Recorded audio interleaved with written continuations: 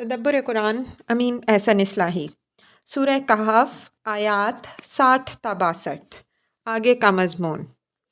پیچھے نبی کریم صلی اللہ علیہ وسلم کو اعدائے حق اور مستکبرین کے مقابل میں جس صبر و استقامت کی تلقین کی گئی ہے، آگے کی آیات میں اسی مضمون کی تکمیل کر دی گئی ہے۔ گویا سورہ اس مقام پر اپنے نقطۂ عروج پر پہنچ گئی ہے۔ صبر کے متعلق یہ بات یاد رکھیے کہ یہ کوئی منفی چیز نہیں ہے، بلکہ ایک مثبت حقیقت ہے۔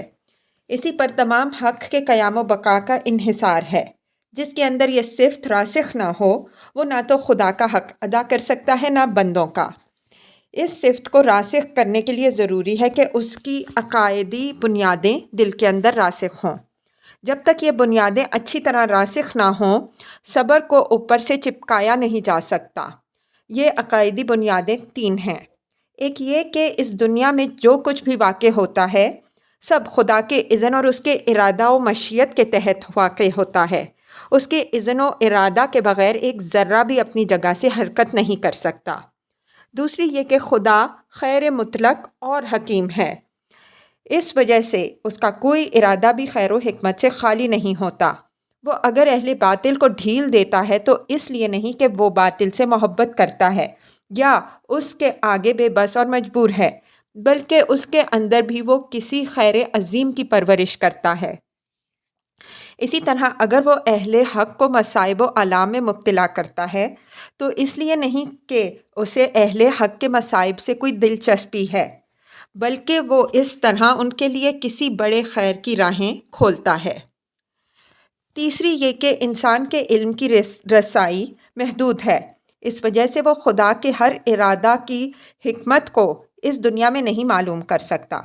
اس کے ارادوں کے تمام اسرار صرف آخرت ہی میں بے نقاب ہوں گے۔ اس دنیا میں انسان کے لیے صحیح رویہ یہ ہے کہ وہ خدا کے تمام فیصلوں پر صابر و شاکر رہتے ہوئے اپنا فرض ادا کرے اور مطمئن رہے کہ آج کی تلخیوں کے اندر جو شیرینی چھپی ہوئی ہے، اس کے روح افزا جام انشاءاللہ کل سامنے آئیں گے۔ اس کائنات کے اس رمز کو سمجھنے کے لیے یہاں حضرت موسیٰ علیہ السلام کی ایک تربیتی سفر کی سرگزشت سنائی گئی ہے۔ حکمت کے اسرار و واقعات زندگی میں جس طرح مصور ہو کر سامنے آتے ہیں، مجرد اظہار اور بیان سے اس طرح سامنے نہیں آتے۔ حضرت موسیٰ علیہ السلام کو اصلاح و تربیت کے لیے جو قوم ملی تھی وہ نہایت کمزور اور بودی تھی، اور جس دشمن سے ان کا سابقہ تھا وہ نہایت جبار و قہار تھا۔ اس وجہ سے اللہ تعالیٰ کی حکمت مقتضی ہوئی کہ وہ صبر میں نہایت راسخ و پختہ ہو جائیں تاکہ مخالف حالات کا پوری عزم و جزم کے ساتھ مقابلہ کر سکیں۔ چنانچہ خدا نے ان کو اپنے ایک ایسے بندے کے پاس بھیجا جس کو اس نے کچھ خاص علم عطا فرمایا تھا۔ اس بندے نے حضرت موسیٰ علیہ السلام پر خدا کے حکم سے اس کے ارادوں کے چند اسرار بے نقاب کیے جو تربیت صبر و رضا کے پہلو سے نہایت اہم تھے۔ ہمارے نزدیک حضرت موسیٰ علیہ السلام کے اس سفر کا مقصد یہی تھا، لیکن بعض مفسرین نے معلوم نہیں کہاں سے یہ فضول سی بات لکھ دی ہے کہ نعوذ باللہ حضرت موسیٰ علیہ السلام ترنگ میں آ کر کسی دن یہ کہہ بیٹھے کہ اس دن مجھ سے بڑا کوئی عالم دنیا میں نہیں۔ اللہ تعالیٰ نے بطور تادیب و تنبیہ ان کو اپنے ایک بندے کے پاس بھیجا کہ وہ دیکھ لیں کہ ان سے بھی بڑا ایک عالم موجود ہے۔ اول تو حضرت موسیٰ علیہ السلام ایسی بے محل بات فرماتے کیوں، اور اگر انہوں نے فرمائی تو یہ کوئی غلط بات تو نہیں فرمائی۔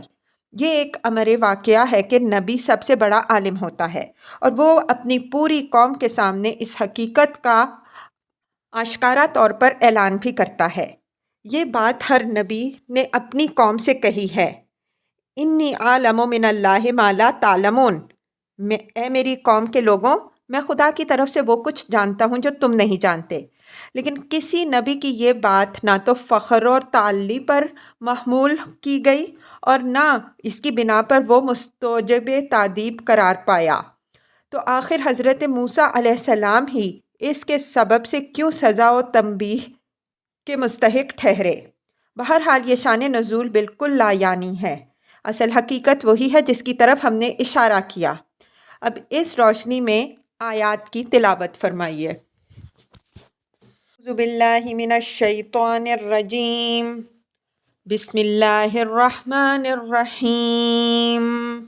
وَإِذْ قَالَ مُوسَىٰ لِفَتَاهُ لَا أَبْرَحُ حَتَّىٰ أَبْلُغَ مَجْمَعَ الْبَحْرَيْنِ أَوْ أَمْضِيَ حُقُبًا لَمَّا بَلَغَا مَجْمَعَ بَيْنِهِمَا نَسِيَا حُوتَهُمَا فَاتَّخَذَ سَبِيلَهُ فِي الْبَحْرِ سَرَبًا لَمَّا جَاوَزَا قَالَ لِفَتَاهُ آتِنَا غَدَاءَنَا لَقَدْ لَقِينَا مِن سَفَرِنَا هَٰذَا نَصَبًا قال أرأيت إذ أوينا إلى الصخرة فإني نسيت الحوت وما أنسانيه إلا الشيطان أن أذكره واتخذ سبيله في البحر عجبا قال ذلك ما كنا نبغي فارتد على آثارهما قصصا جدا عبدا من عبادنا آتيناه رحمة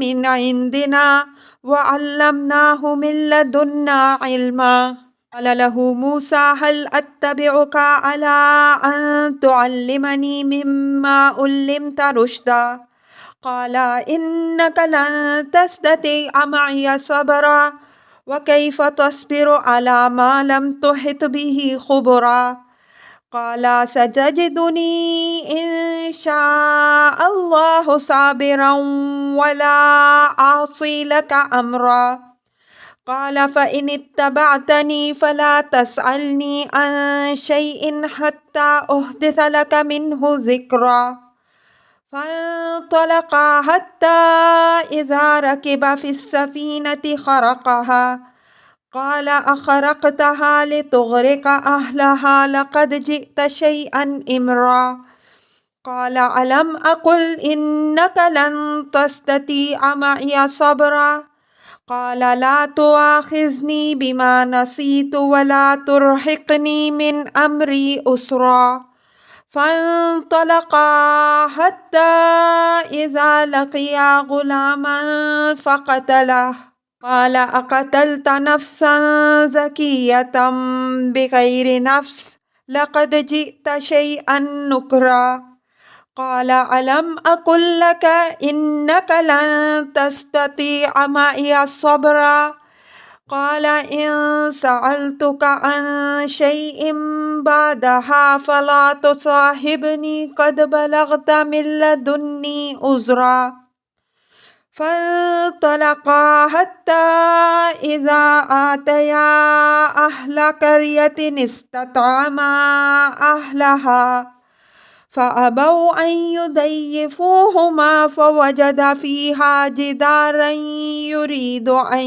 ينقض فأقامه قال لو شئت لاتخذت عليه أجرا قال هذا فراق بيني وبينك سأنبئك بتأويل ما لم تستطع عليه صبرا أما السفينة فكانت لمساكين يعملون في البحر فأردت أن أعيبها وكان وراءهم ملك يأخذ كل سفينة غصبا وأما الغلام فكان أبواه مؤمنين فخشينا أن يرهقهما طغيانا وكفرا فأردنا أن يبدلهما ربهما خيرا منه زكاة وأقرب رحما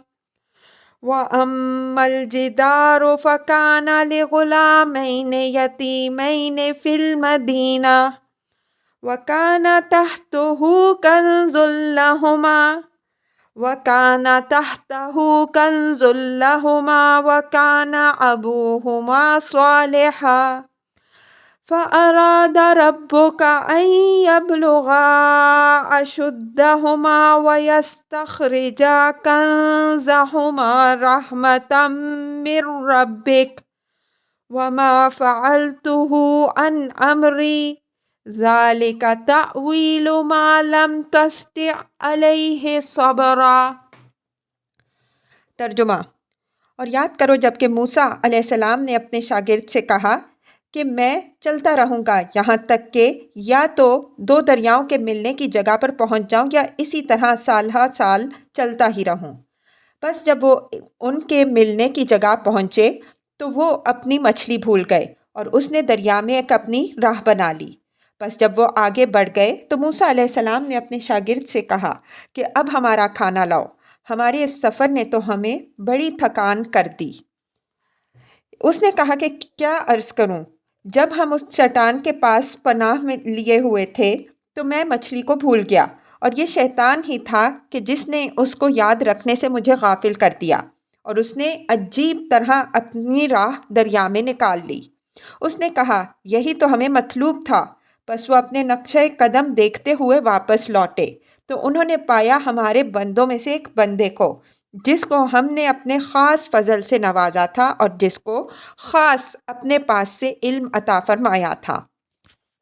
موسیٰ علیہ السلام نے اس سے درخواست کی کہ کیا میں آپ کے ساتھ رہ سکتا ہوں تاکہ جو علم آپ کو عطا ہوا ہے آپ اس میں سے کچھ مجھے بھی سکھائیں۔ اس نے جواب دیا کہ تم میرے ساتھ صبر نہ کر سکو گے، اور آخر جو باتیں تمہارے دائرہ علم سے باہر ہوں گی ان پر تم سے صبر بھی کیسے ہو سکے گا؟ اس نے کہا انشاءاللہ آپ مجھے صابر پائیں گے، میں کسی معاملے میں بھی آپ کے حکم کی خلاف ورزی نہیں کروں گا۔ اس نے کہا اگر میرے ساتھ رہنا ہے تو یہ شرط ہے کہ کسی چیز کے متعلق مجھ سے اس وقت تک نہ پوچھو جب تک میں خود ہی اس کا ذکر نہ چھیڑوں۔ بالآخر وہ دونوں چلے یہاں تک کہ جب وہ کشتی میں سوار ہوئے تو اس نے اس میں چھید کر دیا۔